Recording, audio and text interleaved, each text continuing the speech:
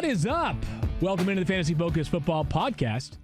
Not sure if any of us are hearing anything, but that's okay. We'll power through because we hope that you are watching. It is your usual Thursday crew. My name is Field Yates. Yield Fates. Can't even get my own name right. That right there is Mike Clay. That is Stephania Bell, an unmistakable name. We've got a great show ahead for you.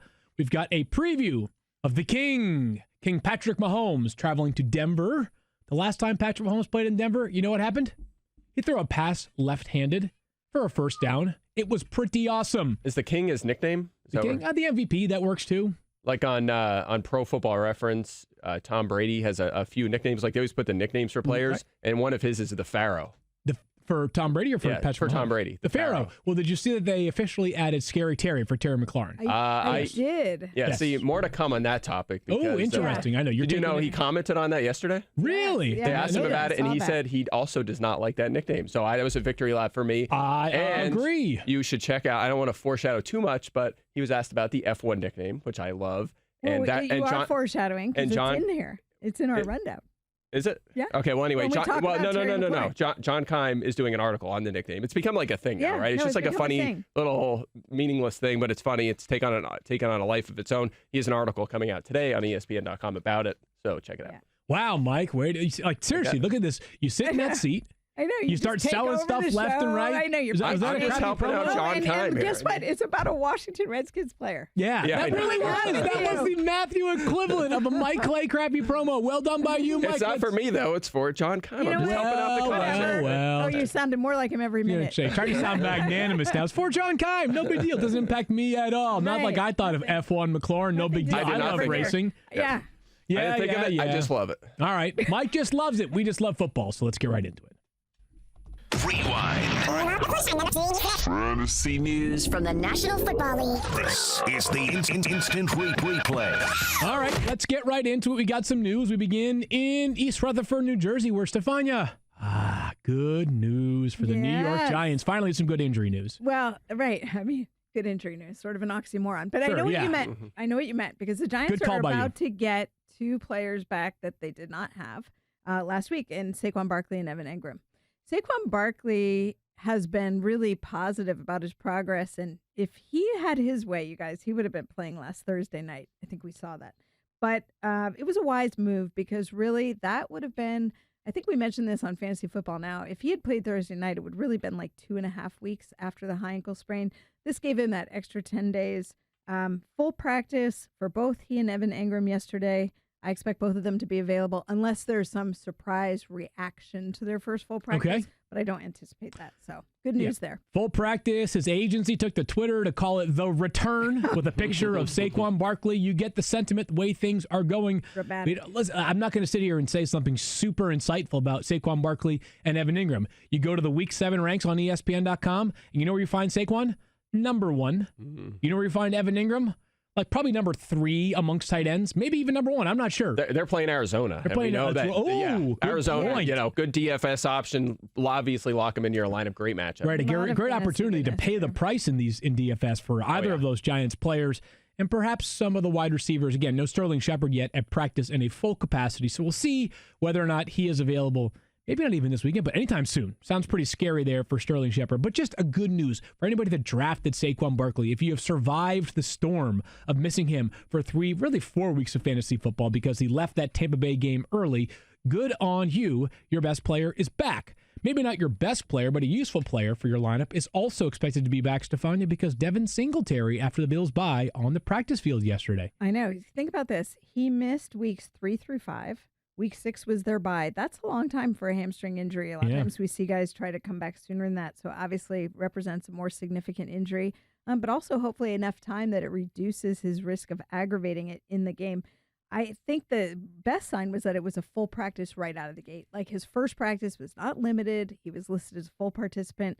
If there's no reaction to that, no setback from that, I expect he'll be full through the week, and I expect he'll play. The only thing I would say is that we have to see how they utilize him. I think Frank Gore, we talked about this yesterday, Frank Gore's still going to be involved. It's not like Devin Singletary is going to do all the work. So I don't know how that workload will split out if they decide to be a little more cautious with Singletary's first game back after missing so much time. Okay, well, we'll see how much that actually means in terms of the workload, but it's a great matchup, Mike. You talked about this yesterday. You might play Frank Gore even if Devin Singletary is on the field on Sunday. Yeah, I will be. I think Gore is definitely a strong RB3 sort of flex option, maybe based on bye weeks or injuries. You want to fire him up as your RB2. I think that's fine. But keep in mind, Singletary, if he's out there on waivers, scoop him up. I mean, I know it's a small sample, but he's only his 10 carries this season. He's averaging over 12 yards per carry. Like, he has been effective out of the gate. And also in his only full game week, when he played 68% of the snaps, it's big time usage. So just something to consider. Singletary should certainly be rostered. And look good doing it. Yeah, he certainly did. So we'll see whether Devin Singletary gets a full allotment of snaps or touches on Sunday. But a great reminder that going forward, the Bills have a very generous schedule, and he looks like he should be the featured back if he is fully healthy and checks out after this week against Miami.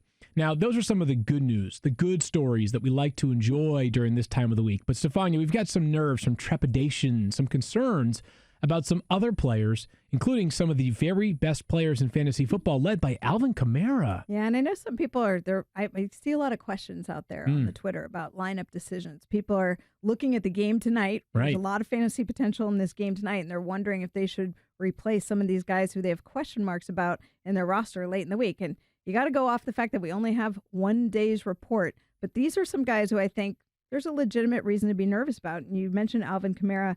According to Tom Pelissero of the NFL Network, high ankle issue. That part was revealed. So we knew he had an ankle injury last week in Thursday's practice. High ankle always raises the eyebrows a little bit more. Remember, he played in that game, but he also suffered a knee injury during last week's game. So he's now in the injury report because of his ankle and his knee. He says that he thinks he has a shot to play, but keep in mind, last week, only 31 yards rushing, 7 catches for 35 yards, so obviously still valuable in the passing game. But there is some question as to whether he'll be able to go this week or what the Saints will decide to do, given that he's dealing with the injuries. So keep this context in mind. We're going to talk about the Thursday night players in just a bit. So if you're deliberating between Alvin Kamara and maybe replacing him with someone like Royce Freeman, stay tuned for what we have to say about Freeman in just a bit. If Alvin Kamara sits them, like, and you're looking in-house, it should mean plenty of Latavius Murray on Sunday. By the way, they did add a running back yesterday, so there could be some signs here that we're trending towards them. Legitimate. The names I brought to you today, I think there are legitimate concerns. Okay. Yeah, you already had Dwayne Washington there. They had Zach Zenner, so obviously some options there behind Latavius Murray. The problem is, how comfortable are you with Latavius Murray against at Chicago? The Bears? Yeah. At Chicago, this is a Saints offense that's playing good defense, but they are 9th from the bottom of the NFL in offensive scoring this season. They're just not scoring touchdowns. So I don't know how excited I am about Murray. You run that risk of having a 12 carry, 29-yard game with a couple catches, and it's a bust. So I think he's going to be, if we pull Kamara out of the projections, I think he'll come in top 20. But he's a kind of a risky play. Certainly a low floor option. Say top 20, but second time I've invoked wide range of outcomes in the past 24 hours. But again, top 20 guys don't normally come with this wide of a range of outcomes as perhaps Latavius Murray would come with if Alvin Kamara sits. Amari Cooper, Stephania, another one that makes you a little bit nervous here. More than a little bit nervous, I should say. Yeah, it definitely makes me nervous. Remember, only 3 snaps last week because the quad was so tight on him that he ended up coming out of the game early, so really didn't do anything. He has a quad contusion. Remember, that's why Gurley was held out last week, was a quad contusion. These are serious injuries. There's bleeding in the muscle. It's enough to really restrict a player. He did not practice on Wednesday. Jason Garrett says he hopes that he'll have him able to practice late in the week, but he also acknowledged the very real possibility that they could be without Cooper this week. Made all the more interesting by the fact that Randall Cobb, back in a hip issue, who was out last week and not practicing yesterday. So who's catching the passes in Dallas? Right. Tavon Austin? Is Michael Gallup banged up as well a little bit? Well, it's still coming off. Or just the residual from the knee? Residual coming off from the knee surgery, but looked good. And they obviously don't want to do too much to him in just coming back from that knee surgery. So 2-part question here, Mike. If Amari Cooper sits, does Michael Gallup catapult up to like a top 20 play? And if he does sit, again, Cooper sitting, Michael Gallup goes up. Does anybody else enter the mix here or someone you could actually utilize in your lineup? Because as we've talked about, basically every Thursday during wide receiver cornerback matchups, it's the most favorable defensive backfield to face almost literally the worst in the NFL right now. Yeah, we were actually going to talk about the Eagles secondary today, but yesterday you were like, we've had enough of talking about them because we just know they're bad, right? So, yeah. And again, that is the situation here. Obviously, they've struggled. They could potentially have Ronald Darby back this week. I'm not sure if Jalen Mills will be back, but it hasn't really mattered. Even when they've played the last couple of years, they've been torn to shreds. So I think Gallup, no question, moves into the top 20. He's the guy you're locking into your lineup. Randall Cobb's a guy you can consider for your flex if he's able to go. If not, Tavon Austin will slide in and becomes a sleeper. And on the other side, probably a sort of a committee, right? They like their kind of bigger receivers on the perimeter. They have Devin Smith and Cedric Wilson, a kind of a youngster. Yeah. Wilson filled in last week for Cooper, but Devin Smith was a healthy scratch. They'll probably rotate those guys in per Todd Archer. So I think the answer is no. I don't think you trust people past Gallup. And maybe, again, if he goes, maybe Cobb as a flex. Tricky part here, the game is Sunday night, right? Yes. So if you are waiting until that game to make a decision, well, it could be that you sat somebody who was healthy and you instead end up with a scratch from Amari Cooper or somebody else amongst those Cowboys pass catchers. Plan ahead accordingly. Tyrell Williams, to find the last one here. I heard two vaunted words I don't like to hear when it comes to feet yesterday out of John Gruden's mouth. Well, he actually said, he's got that plantar fasciitis or plantar fascia or whatever that is. Good job. Yeah, close enough, right? Plantar fasciitis is the condition. The plantar fascia is the actual structure. And when it's painful, this is plantar fasciitis. And we've it's funny, we're just talking about Amari Cooper. Remember, he in the preseason mentioned that he had plantar fasciitis. They were calling it a heel problem. He said, yeah, but I've played through this before. It was low grade. It was not really a concern for him. But in the case of Tyrell Williams, it's so bad that he didn't play week 5. They had a bye in week 6, and he said it's not any better. And that's a concern because you're basically talking 2 weeks rest and no improvement. So how are you going to get better when you're actually trying to run and play? I think this pretty much gives us the signal that Tyrell Williams should not be expected to play this week, potentially beyond.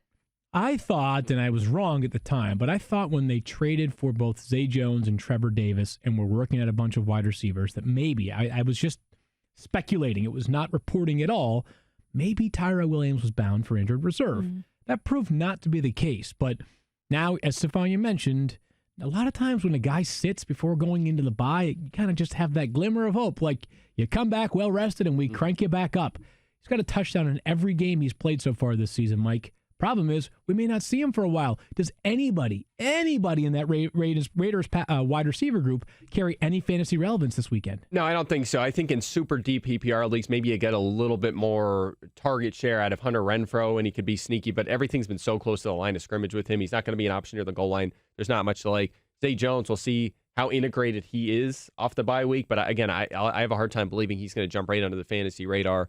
And then you mentioned Trevor Davis, Keelan Doss, obviously a Hard Knocks kind of hype guy, but he hasn't played much yet. And Marcel Aitman, they brought him back. Remember him? He was a super sleeper last year that made a little noise and kind of, he was their number 1 at times last year. That's how dire their situation was. So the answer is no. I don't have any of these guys in my top 50. I'm not going to use them this week in Green Bay against a defense that's playing pretty well. Yeah, I feel the same way here. Zay Jones made it sound like he camped out with Gruden, though, during the bye. Like they were watching all this football and he was learning the playbook. And I'm like, okay, fresh start, new face, new place. Hopefully, you can see something different, but I don't know. Darren Waller.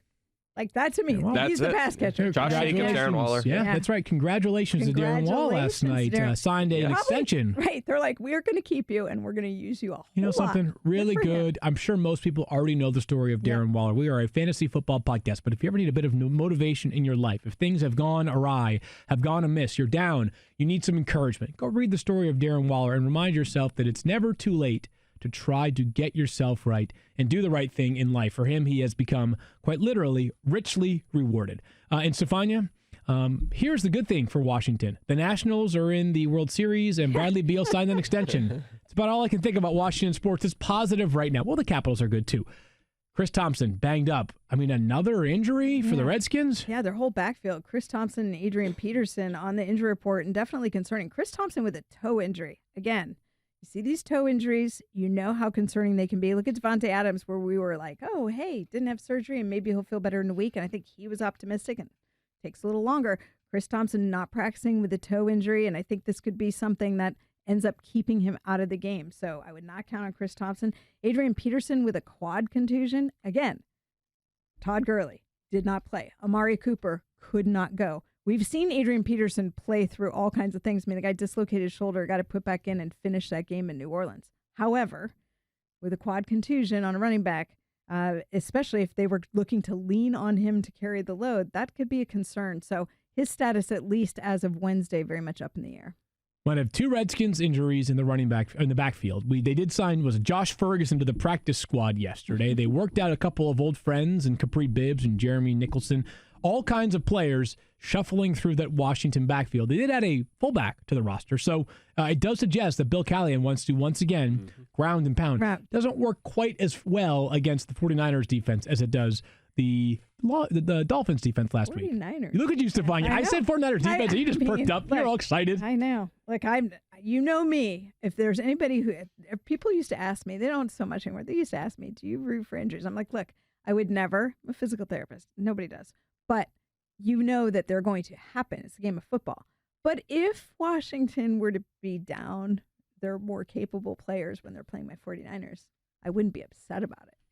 Yeah, I get that. By the way, you mentioned the 49ers run defense allowed 24 fantasy points to running backs in week 1 in that game in Tampa Bay. Since then, 4 games, 39 points allowed to running backs. Wow, they've been total awesome. Dominance. Think about, you get a point for every catch. Right. And only 39 in 4 games. Isn't that incredible? It's so great because I remember the years where it was the opposite. When it's amazing. They're calling them the terrible, awful, good. Are you guys making a wager this weekend with the points? Well, Niners, Redskins, and not me. Matthew won't take. He won't take a bet wager straight up. First of all, he won't take a wager, and he's all in, and he's like, they're going to lose. He's going to be negative Nancy anyway. It wouldn't be a fun. Wager. Later on tonight, all of us will be with some members or some people that actually won an auction item for the V Foundation, support of the V Foundation. They'll be joining us to hang out and watch the game tonight. And they'll be over in the podcast as well tomorrow. It'll be very fun. They pick such a good Thursday night game because that's not always the case. I know. But they actually timed it really well. Yeah, it's going to be fun. What we'll do tonight is we'll figure some sort of wager out between you and Matthew. I feel like that's only fair, right? Well, I would like Redskins. it, but I have a how much? You know what? We can wager right now that he will not take a wager. I think he will. I really do think Here's what you do. You have to drive home the fact that they're traveling all the way from San Francisco to Washington. Yeah. And Minus 9.5 points. They're favored by 1:00 game. Yeah. West Coast team traveling east. That's right. I'm telling you, there could be something there. They're all inspired in Washington. There could be something there. Let's keep an eye on that one. Time now for our game preview. The Chiefs go to Denver tonight. Again, the Chiefs are on the road after back-to-back games at home. They lost both of those games, believe it or not. The Chiefs are still favored by 3. No major surprise there. The over-under here is 49 points. Patrick Mahomes still ranks 3, 3, and 4 for us. It's weird. It's actually it's 3, 3, and 4. You're an obvious must start, but I would really be surprised. I would wonder what the last time Patrick Mahomes was not a top 2 ranked quarterback since the beginning, since probably like week 2 of last season or week 3. Like when we realized the magic of Patrick Mahomes, I would venture to guess he was our top ranked or number 2 quarterback every single week since then up until right now.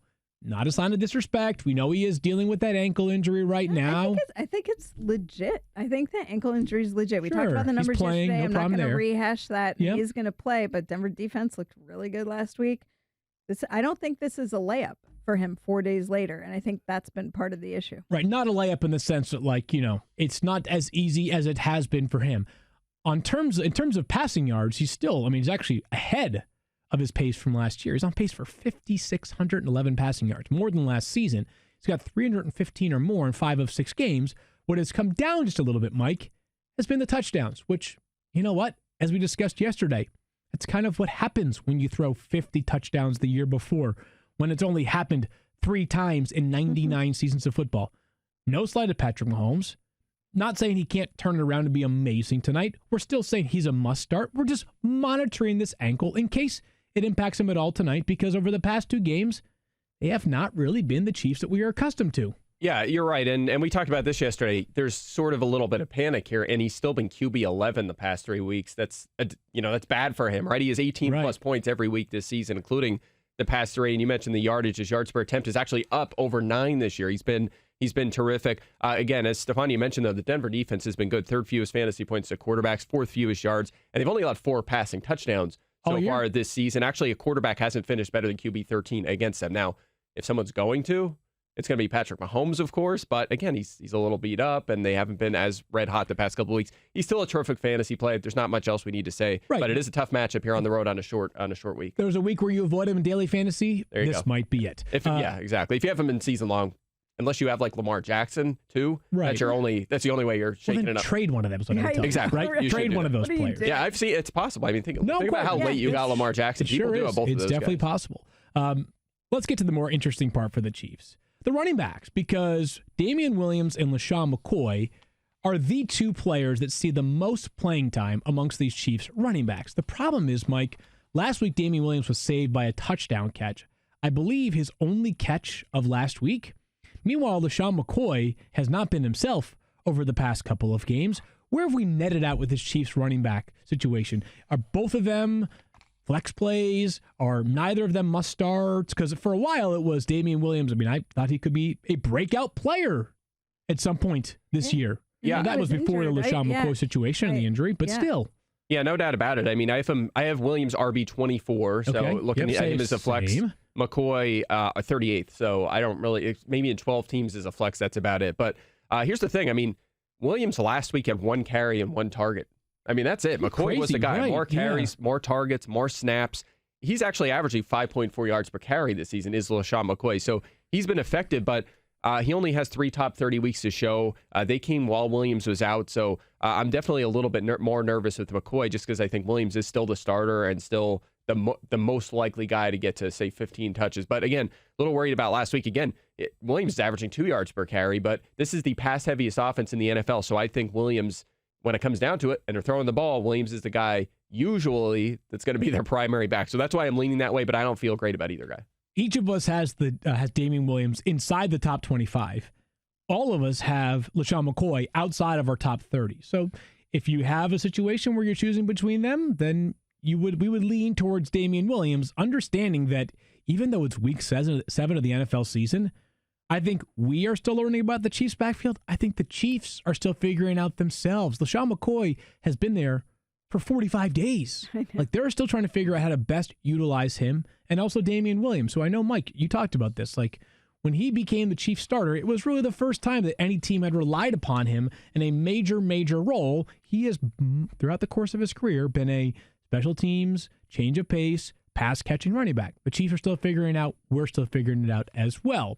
Tyreek Hill back in a major way last week, wide receiver 4. I get it. The snaps were a little bit down, and he ran a route on just 58.3% of Patrick Mahomes' dropbacks, but big play propensity is a real thing. Is he even on the injury report, Stephania? Are they still listing him as limited, or is he? I have to double check. But he's going to play, obviously. I'm just wondering if they even bother. He was listed as full participant with the shoulder, so he's still there, which means he's probably still getting some sort of treatment, but not missing any reps in practice and off the pregame injury report completely. Okay, so he's still going to play, obviously, but Sammy Watkins will not play. He has officially been ruled out for this game. That hamstring issue that 2 weeks ago he left after 0 catches and 0 yards. He did not play last week. Yeah, we'll see. We knew 4 days later it's going to be. We'll see if he plays in 10 days when the Chiefs return. I don't know who they play. We'll talk about that later. But, Mike, roll the dice. Who or where does your paradise land on amongst the other Chiefs wide receivers? Or is it just sort of like, I'm not sure? Well, if I had to pick one, it'd be Demarcus Robinson. He actually led the Chiefs wide receivers in snaps and routes last week with Tyreek Hill a bit limited. Had the 4 targets, did not catch a ball, so it was kind of a bust. In fact, since week 2, he had that big week 2 performance, of course. He's 10 catches, 109 yards, and 1 touchdown. So he's kind of underwhelmed. But again, he is second in line there ahead of Byron Pringle and Mecole Hardman, so he'd be the next guy. However, they're playing Denver. They've allowed the fewest fantasy points to receivers this season. In fact, no wide receiver unit facing Denver has combined for a fantasy week better than 16. So they've been really dominant. Fewest receiving yards allowed. Only 2 touchdowns to wide receivers. They're pretty much at or very near the top in every category defensively against wide receivers. So interesting. I would stay away from everyone not named Tyreek Hill. Again, if I'm desperate, it's Robinson, but I would stay away. Travis Kelce, number 1 tight end across the board for us this week. Kelce has at least 58 yards in every game this season, and he has absolutely slayed the Broncos. If you go back to his last 5 games against the Broncos, incredible production. So obviously you're starting Travis Kelce. By the way, the Chiefs play Green Bay next week. Good call by Kyle. That right there is going to be a heck of a game Sunday Night Football at Lambeau Field. Super Bowl I rematch. At Arrowhead Stadium, my bad. That's right, Super Bowl I rematch. There you go. That is correct. Good call. The game is in Kansas City. We'll talk about the Broncos in just a second. But do you guys ever feel like ticketing websites make getting to the event difficult Yes. on purpose? It's as if they're so big they can get away with not caring about the customer experience. The real question is, how easy could it be if those ticketing sites actually cared?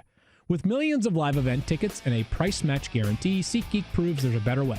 Search sports, live music, comedy, and more, including The Lion King. Cannot wait. Next Wednesday night.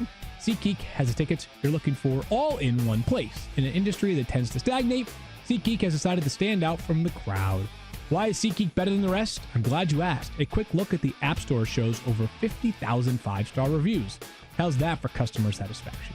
SeatGeek pulls together millions of tickets from all over the web. Then it rates each deal on a scale of 1 to 10. Finally, SeatGeek displays them on an interactive seat map. SeatGeek breaks down the details. Green dots mean good deals, red dots are overpriced. And every purchase is fully guaranteed, so you can shop for tickets with confidence. SeatGeek will even give you $10 off your first SeatGeek purchase. All you need to do is use our promo code.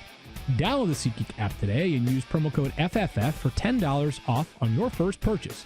That's promo code FFF for $10 off on your first purchase. Now we return and discuss those Denver Broncos. I don't want to say that the formula is out on the Chiefs, because I don't believe there is a formula to consistently beat Patrick Mahomes. I think it includes some good fortune and an approach, and that approach appears to be to run the football until you cannot run it anymore. The Chiefs recently lost Xavier Williams to IR. Chris Jones, standout defensive lineman, out of this game because of a groin issue. Anthony Hitchens missed last week. They're starting linebacker. They are banged up defensively, Mike. Phillip Lindsay should stand to benefit. And for that matter, Royce Freeman. Are both of these guys must start, because are they still playing basically the same number of snaps? I think they're pretty close to must start. Certainly Lindsay is, right? He's been terrific this season. RB13 in fantasy points, RB11 in OFB, so it's legit. I mean, he has 4 touchdowns. His OTD is closer to 3, but that's not too far off. So he's been about right. He's been a top 15 fantasy running back 3 of the past 4 weeks. Believe it or not, he has 7 carries inside the 5 this season.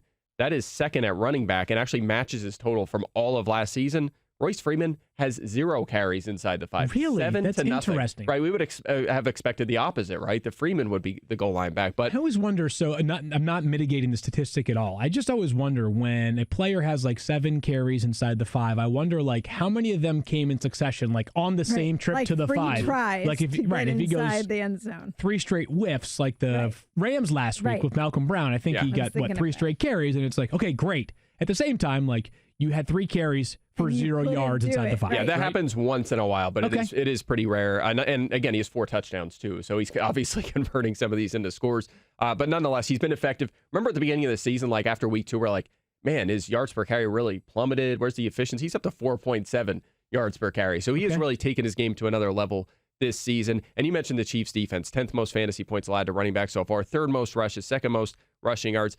5.2 yards per carry. That's 2nd highest. So they've struggled. And as mentioned, they're going to be missing personnel with the injury. So you lock him in. And as for Freeman, again, he hasn't scored a touchdown. That concerns you a little bit, but he has outsnapped Lindsay in 3 straight games. So he is playing a big role. The touchdowns will come. I still think, and by the way, he also has 26 targets, which matches Lindsay. So he's been involved as a pass catcher as well. So this is the 4th run heaviest offense in the NFL, game script adjusted. Both of these guys will be huge factors. Lindsay, lineup lock. Royce Freeman, I have him 23rd, so more of a borderline RB2. Well, interesting night ahead for the Broncos. Again, their formula should be to run the football a ton, and try to keep Patrick Mahomes off the field. As we mentioned on Monday, the Texans had the highest time of possession for any team on the road since time of possession was created.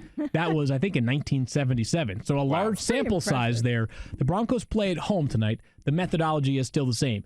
Find a way to keep Patrick Mahomes off the field. Stephania, Emmanuel Sanders left last week's game, I believe, after just 1 catch for 0 yards. But off the pregame injury report for tonight, dealing with something with his knee, and listed on the practice injury report. It's worth noting that Broncos did not conduct any practices this week. Yeah. And teams will do this as the season progresses when they're dealing with these short weeks going into a Thursday night game. But usually they have one. But this tells you that they were really preserving their guys for tonight. So they must feel pretty confident about his health because he is off the injury report. All right, well, believe it or not, Emmanuel Sanders is not the highest-rated wide receiver for the Broncos this week, Mike. That instead is Courtland Sutton, who is one of 8 players that have at least 4 catches in all 6 games this season.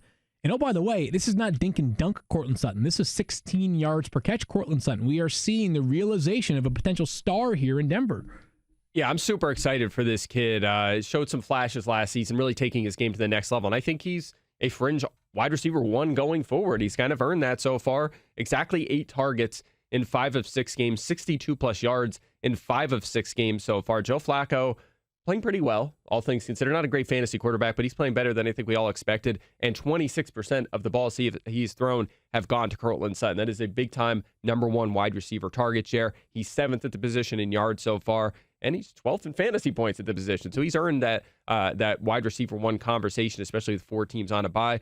No question, you lock him into your lineups against this Chiefs defense, who they've actually been decent against wide receivers so far. 10th or tougher in terms of targets, receptions, and receiving yards, but they have allowed 6 touchdowns and 12 end zone Interesting. targets. Yeah, also, let's see, they have Kendall Fuller out tonight. Yes. Slot cornerback has a hand issue now. Not that the secondary was a great strength, but still, one player that's starting goes down. They've been relying on someone like Mo Claiborne, who was recently activated off of a 4-game suspension. It is a patch-it-together defensive roster right now for the Chiefs. Obviously, they know that very well. They're still trying to work on it. Noah Fant, not a start by anybody's estimation, but looking forward to seeing Noah Fant, first-round pick, who's had a couple of bright moments this season, including the preseason. Yeah, the only reason you'd look at Fant is if you're kind of desperate at tight end and you're looking for someone off waivers to fill in or maybe DFS, and he is a great matchup. The Chiefs have been demolished by tight ends so far this season. Interesting. Well, I guess people aren't scoring against wide receivers. Wide receivers aren't scoring against them. It's been tight ends. 4th most fantasy points allowed, 2nd most targets, most receptions, 3rd most yards, and most end zone targets allowed to tight ends. So maybe Fant comes through with a touchdown for you. He hasn't cleared 37 yards in a game, but he's 12th among tight ends in pass routes. So he's been out there, he's running routes, and maybe the matchup sets up for a 5 for 50 and a touchdown. It's possible. One of the things I heard about him in the preseason was that they were really just limiting his route tree because he had some difficulty with some of the more complex routes. So obviously, I think the fact that they're having him run a lot of routes shows that confidence is building as the season goes on. Be interesting. He's got a lot of potential. You calling a touchdown today, Mike? You calling it? Let's do it. I got it. Call it. Just call it. How about this? Touchdown for Noah Fant and Travis Kelce, who's had some bad luck in that department. Oh, Only one Travis this season. Kelce, go out on him. No, I know. Travis Kelce, I'll say both. Okay. No, good. I agree. I think that's a great call. Mike Place, you heard it here first. We have both of them scored tonight. Touchdowns on Thursday nights. We've had a little trend of doing that. We're going to take a quick break and then come back and talk about wide receiver and cornerback matchups. For those of you that are watching right now on the live stream, enjoy this clip from the Fantasy Show.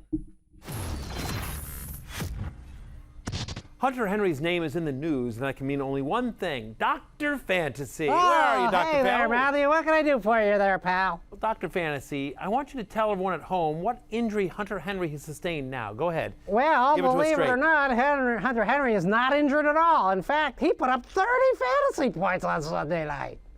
Wow. That's great news, Dr. Fantasy. Thank you. And now I have some great news for you.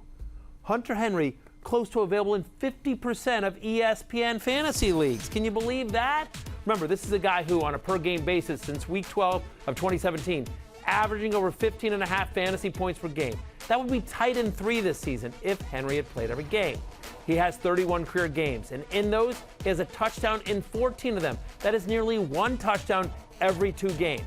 Henry was drafted as the 7th best tight end in fantasy this year, but he was dropped in a lot of leagues after his early season injury. As I said, he's available in just under 50% of ESPN leagues and needs to be the number 1 waiver claim in all of them. Great. I'm going to pick him up right now. Look at this. Go ahead. Okay, there you go. Dr. Fantasy, go ahead. I got him. Wait. You just dropped Christian McCaffrey for him. Oh, That's gosh. my team. Oh, gosh, I'm sorry. I have these huge felt thumbs, Matthew. It's not easy. Oh, my God. Keep your weird felt hands to yourself, Dr. Fantasy. Just show the rest of my tight end waiver wire list, please, while I figure out how to get McCaffrey back. After Henry, look at the Texans tight ends Darren Fells and Jordan Akins, 2 combined for 10 targets on Sunday, and Houston now gets a Colts defense that's allowed the 3rd most fantasy points to opposing tight ends this season.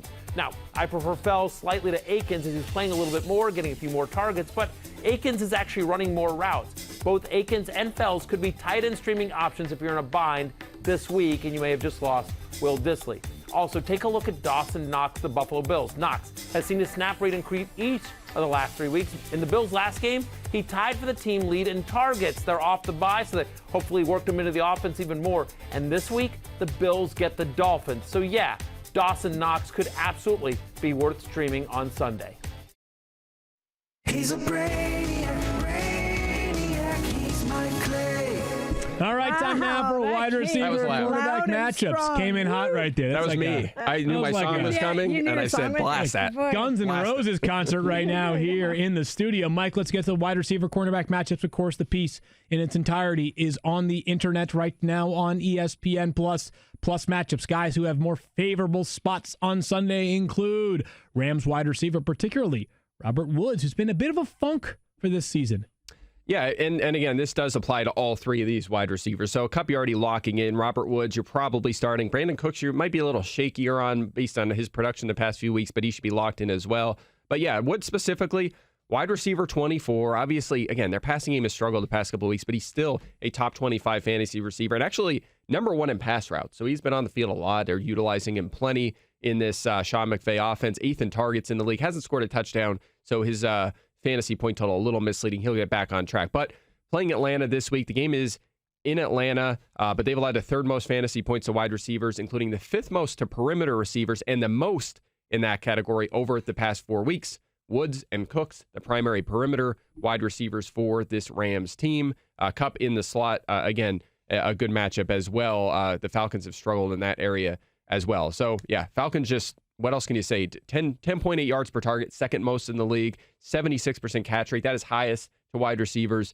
They've just struggled in every area against the pass. We like all 3 guys. I've said it many times now. The Falcons defense has been the most disappointing unit. Actually, as a team, they've been the most disappointing team in the NFL this season. That's right, more disappointing than the Cleveland Browns at 2-4. The 1-5 Atlanta Falcons staring down the barrel of a 1-6 start. That right there would be humiliating for a team that wanted to compete in a major way this year. Yeah, this feels a lot like the Drew Brees Saints teams from 6 to 3 years ago. When he was just everything was on his back, and their defense was so bad, like historically bad, and every week he put up huge numbers because he had to. That's Matt Ryan now. He's playing great ball. Yeah. But he's forced to throw nonstop. Huge season so far. Phillip Dorsett, we mentioned him a little bit yesterday. The Patriots did not practice yesterday because they're playing on Monday night. So we'll have more context about his availability for Monday night. I would just say this before Mike said that he missed practice. I mean, he was out at practice on Tuesday doing a little bit of work because they did do a practice Tuesday. So that was like the first sighting after him missing 2 games because of the hamstring. And with Josh Gordon banged up with a knee and not certain to play, Phillip Dorsett becomes much more interesting if he can be healthy enough to go. And if he can be healthy enough, Mike, he has a great matchup against the Jets cornerbacks. Yes, the Jets have allowed the 12th most fantasy points to perimeter receivers this season. Okay. And with Julian Edelman...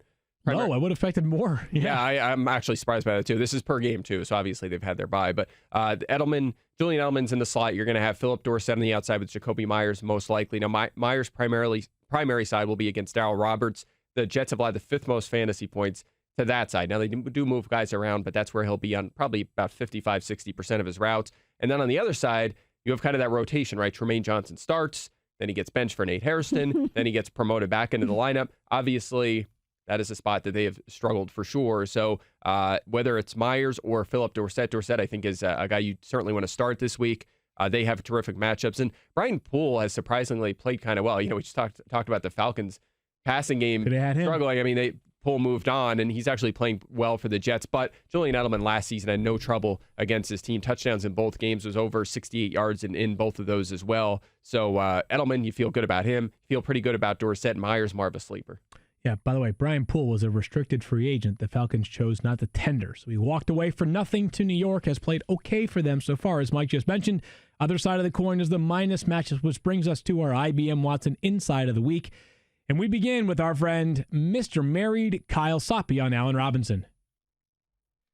Thank you, Field. Allen Robinson, pride of Penn State, so he's got that going for him, but he does have a 19% chance to bust tonight, which would be under 7 points. However, Watson does give him a 23% chance to boom and go over 18 points in this spot. He's got 1 boom game, 0 busts. What do you got for him? Mike, he faces perhaps the hottest cornerback in football right now if he gets shadow coverage from Marshawn Lattimore. Yeah, there's a good news and bad news here. The bad news is he's going to see Lattimore, we'll say 58% of the, but it's just based on his usage so far, 58% of the time when he's on the perimeter. So Lattimore the last 3 weeks has shadowed Amari Cooper, who had 5 for 48, no touchdowns. Mike Evans in week 5, he shadowed him, 3 catches, no yards in those games. DJ Chark, I guess he had no catches on 3 targets. Anyway, right. DJ Chark last week, 3 catches, 43 yards, and no touchdowns. So he has been red hot. He's playing very well right now. He will shadow Robinson most likely on the perimeter. However, Robinson aligns in the slot 42% of the time. Lattimore is aligned in there only 4% of the time. He's one of them corners that's terrific on the perimeter but doesn't go inside. So Robinson will see Patrick Robinson. Remember him, got a big deal from the Saints last offseason. Got hurt last year, lost to P.J. Williams during the offseason, kind of lost that battle. Williams has been the slot corner for the Saints. He's suspended 2 games, as I believe that Yates reported. You know him? Yeah, correct. I think never heard him, but heard it sounds like kind of a goof. Yeah, I think so. But anyway, Williams suspended, Patrick Robinson forced into the lineup. Now the Saints have allowed the 4th most fantasy points to the slot. So there's some good news, some bad news. I think you downgrade Robinson a little bit, but you can still fire him up. Do you care who's throwing to him? Because Trubisky might be back. It's okay. There's possibility. I mean, he will wear a harness on his left shoulder if he plays, but he was practicing and the door is open for him to play. That connection was good in week 1, so at least there's that. Sounds like grasping for straws right there. Yeah, it was good 6 weeks ago. That one time they played a competent game on Thursday night. Just throw 10 to 12 balls at him and we're happy. All right, again, I really do believe over the past 3 weeks there may not be, there are like 3 players that are in the conversation for best defensive back over the past 3 weeks, and Marshawn Lattimore is right there. He has been awesome. Terry McLaurin goes against Stephania's red-hot San Francisco 49ers, Mike, and I get it. He's awesome. We need a nickname for him, 1, and 2, can you even play him against the 49ers? Oh, what do you have? Nickname update, you said, huh? It's F1. Yeah, well, that's F1, official. It John was supposed Keim? to be here, but you already... He sort of spoiled the beans there earlier. Right. Yeah. You spilled it. No, I mean, that's the one I think it should be. We'll see what McLaurin has to say a little bit later in that article. But anyway, 49ers, yes, as Stephania will tell you, very good defensively. 5th fewest fantasy points to wide receivers on a per-game basis so far. 7th fewest to the perimeter. 5th fewest to the slot, just across the board.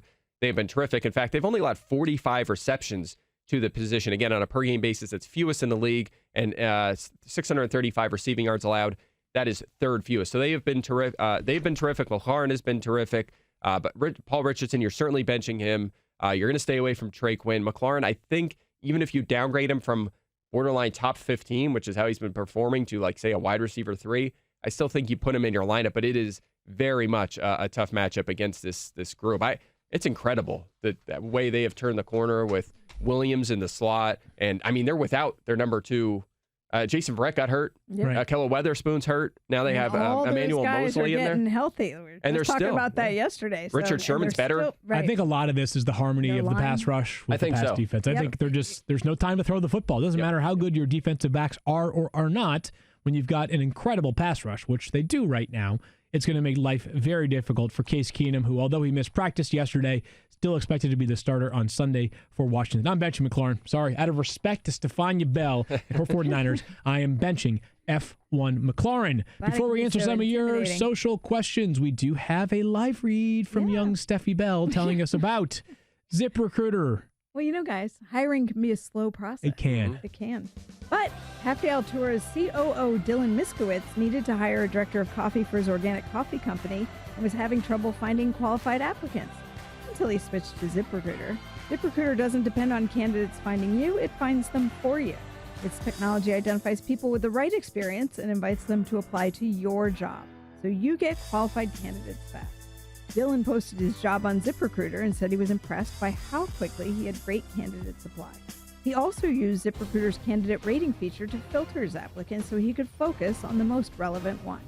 And that's how Dylan found his new director of coffee in just a few days.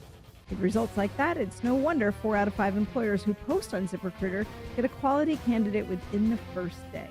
See why ZipRecruiter is effective for businesses of all sizes. Try ZipRecruiter for free at our web address, ZipRecruiter.com/06010. That's ZipRecruiter.com/06010. ZipRecruiter.com/06010. ZipRecruiter, the smartest way to hire. Before we get to our social questions, we've got some good ones today. I made an egregious error, an absolutely terrible mistake earlier. I forgot to ask everybody for their picks in the game tonight between the Chiefs and the Broncos. The Chiefs are favored by 3 points. I am going to pick the Chiefs in this game to get back on track, but I would be surprised if we have complete consensus here. What about you, Mike? Chiefs 26, Broncos 22. Okay, So we're halfway there. I know. I've been struggling with this one, mostly selfishly because I have the Denver defense in the War Room League, but I'm going to go with the Chiefs. Okay, and how about you, Jackson, picking on Daniel's behalf or even your own behalf? Look. I'll go on both behalves. We're both going to go with the Chiefs. I'll speak for Daniel. You know? Okay. All hail King Patrick Mahomes. It's They can still get clean turnovers. sweep. They certainly could. All right, it's an interesting one. I think this is one of those games that people view as closer than they would have thought of it 2 weeks ago when the Chiefs were 4-0 and the Broncos were 0-4, which is sort of stating the obvious. It's just remarkable that the Broncos could be a game out of first place tonight if they win at home against the Chiefs. That is suddenly crazy. gets so interesting. And if they do win tonight, pull off the upset, the Raiders would be in first place with a win on Sunday. Things are getting goofy here in the NFL. Not I, said the fly. Keith Lipscomb, if you could be so kind as to give us some questions to hand over. Yeah, Nick wants to start with tonight's game. He has a flex question. He wants to know Emmanuel Sanders or Sony Michel. It's a good one there. We did hear there's a clean bill of health for Emmanuel Sanders, Sony Michel. The Patriots play the Jets on Monday night. I think I would lean towards Michel. Mike mentioned the Chiefs' secondary has been pretty decent against perimeter receivers. I'm going to lean towards Michel there. Man, that's tough. I wish I knew if Rex Burkhead was going to be back. That would help this decision for sure, right? I mean, he's missed some time, and he was a big factor when he was healthy. I'm leaning towards Sanders, believe it or not. I know. Well, maybe what you can do for this person who's asking it, Nick, you could figure out if Rex Burkhead practices today. Yes, that would be helpful information. Useful. But and if he does, if it looks like there's a chance he'd come back, I think I would just use Sanders. Okay. Yeah. Next question comes from Sammy. PPR flex. Diggs, Bills running back. I love it, just Bills running back. Never heard Diggs, of him. Bills running back. It's like QB Eagles. Yeah. Diggs, Bills running back, or McLaurin? I'm going to go with Bills running back, presuming it means Devin Singletary. I feel like if you were asking about Frank Gore, you would know his name and know that he's healthy and just be able to say Frank Gore. So I'm going to go with Devin Singletary, who I assume they mean by Bills running back. Man, I think that one's tough. Yeah, it is a tough one for sure. I think I'm going to stick with McLaurin here. Yeah, I was actually. I'm sticking with F1, but it is F1 homers. It is only because I think the volume for him is just going to be there. I don't think he's going to get many yards. But here's what I'm worried about with Singletary. I don't know whether I trust them to put him in enough to make him productive enough to outweigh what I'd get with McLaurin. Yeah, I definitely wouldn't play Singletary. Not this week. I mean, it would have to be McLaurin. Wow, Mike, definitely not playing Singletary. It would have to be Diggs or McLaurin, which is a very close call. I don't have a major issue with Diggs either, but I'm worried that Darius Slay will shadow him as he has the last 3 times they played each other. So, slight edge to McLaurin. So you had Diggs, or who'd you have? McLaurin. McLaurin. Okay, fine. You can play Terry McLaurin and be wrong. I'll play Devin Singletary instead and be right. Without even knowing, Mike, you sort of double dipped there because Joe Cook in the chat actually asked if he was if you'd be worried about Diggs against Detroit. So good job by you. A little bit, yeah. So, I knew that. Now you're a seer. Yeah, right, a seer as well. Yep, I got you, Joe. The next one comes from Big Kev. He wants to know, is Kyler now a set it and forget it quarterback? I would assume yes. I mean, listen, it depends what your other options are, but I feel great about Kyler Murray right now. Running a ton. He leads the NFL in terms of dropbacks plus rushing attempts per week. Plenty of opportunity. The receivers are actually playing okay, even if none of them are household names. They're getting the running backs involved in the passing game. Yep. I'm feeling good about it. Yeah, he's running more. He's getting better. They're starting to turn field goals into touchdowns. I mean, there's really a lot to like, and there's room for more. So I think so. I'd have a hard time benching him.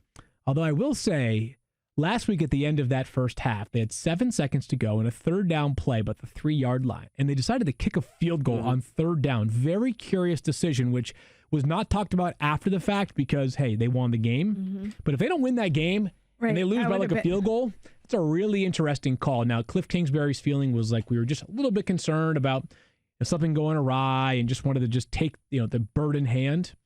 Would have liked to see them take one shot at the end. So that's become a trend this season, them kicking short field goals instead of going for touchdowns. They do love that, yeah. That was Sean McVay-like recall there on that play. Thank you. I appreciate that. Jackson, you're hired. You're promoted. I know. You got a raise. Dana just got Wally pipped.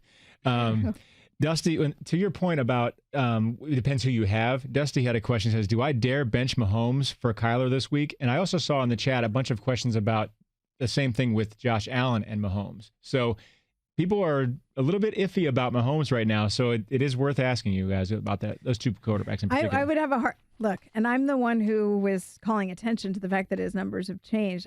For me, I'm not benching him. Look where I ranked him. It's like Mike was saying earlier, Lamar Jackson. Like maybe there's only a couple that I don't know. We're Josh Allen's up there. Yeah, I have Allen 4. I'm sure everyone else is close. He's right around the same vicinity, so I don't have a problem with that either, especially given what their matchup is, if you're worried about that. But I wouldn't bench him for Kyler Murray. Yeah, I still have Mahomes high. So I have Mahomes 3, Allen 4, and Murray 8. So I would still go Mahomes. But it's your team. If you feel it's not like you're putting Andy Dalton in, right? Because you're panicking. You still have good options. So I don't have a major issue with it. I'm sticking with Mahomes myself, but it's a good reminder of the human aspect to rankings is that there are times where I defy even my own ranks, like by a couple of spots. I'm not, to Mike's point, Dalton versus Mahomes, I'm not overthinking things to such a degree. It's the idea of having Josh Allen ranked high. Like he has had a lot of like top 10 quarterback games. I don't know how many quarterback 1 games he's had in his career. Right. Maybe the answer is 1 at maximum. Patrick Mahomes has had enough quarterback 1, or let's say top 3 quarterback finishes that there is a better chance than most to have it. Now, Josh Allen, great matchups, etc. I'd stick with Mahomes, but I also understand why, even if you are loyal to our rankings, it's more of a conversation than it might normally be in a given week. Got one more. Actually, I have 2 more here. One for Stephania from JoJo. Wants to know, should I be worried about Smokey Brown not practicing? I need him in my flex this week. Smokey. You're always a little worried when you see a soft tissue injury next to John Brown's name, maybe even a little bit more so when you're coming off a bye. Because we're like, where did this happen? We didn't hear about it coming out of their last game in week 5. They go into a bye week. So the question for me that has not been answered yet is whether this is something that actually happened in practice yesterday. Did it crop up in practice? And now we're just hearing about it. Unfortunately, we only have 1 day of information and not very much since there was no information after practice about the injury. It really is going to depend on what happens tonight. What was the option somebody who's playing tonight? Or just no, it didn't. How worried it was just be? It's just basically, should he be worried? Yeah, I mean, enough to pay close attention to what happens today, because there will be news that will filter out about whether this is a new thing that's a problem or not a big deal, and they just want to make sure it doesn't turn into something. So I was going to slide one more in here from Adam. He asked, this is probably for Mike, but do you expect Jalen Ramsey to shadow Julio Jones? If he plays in full, yeah, but I'm not sure what they're going to do there. I mean, it's just one of them things. We have to listen to their comments. It sounds like Sean McVay said he's hoping he plays, but they don't know for sure. And honestly, they might just say, all right, just play your side. It's your first game with the team. You're learning the defense. And it's not like Wade Phillips shadows much anyway. So I think at some point he will, especially because they're kind of uncertain on the other side. But I don't know is the honest answer. In his first game, there's a lot of unknowns. Here's what Sean McVay worth a shot to ask. Well, here's what Sean McVay said. Whether Jalen Ramsey will play on Sunday, his response was, the goal is to be able to do that, but we'll be smart about it. I think that we definitely want to have the intent to get him ready to go, and we'll always make smart decisions. But yes, that's the goal. So we'll see. It is, they want to make sure his back is 100%. Yeah, that back, I think, got 100% after flying. Most people get a sore back from flying. Jalen Ramsey gets an unsore back from flying from Jacksonville. Yeah, that's right. Yeah, you're starting Jones, I guess. Can we say that? Is that even if he was playing the Jaguars it doesn't matter. He's still Julio Jones. He still is a remarkable talent. On Friday, we are previewing every game, getting you all ready for all the most important decisions you're going to have to make, the latest on injury updates, who to start, who to sit. Can you bench Aaron Rodgers with all those wide receiver injuries? We'll find out soon. Plus, Anything else that comes to mind, we'll figure it out when it actually takes place. For Mike and Stephania, I am Field. Check out the DFS podcast. It comes out later today, right, Later Mike? today, this afternoon, yep. There you go. The DFS CSS should be a great show as always. Talk to you guys on Friday.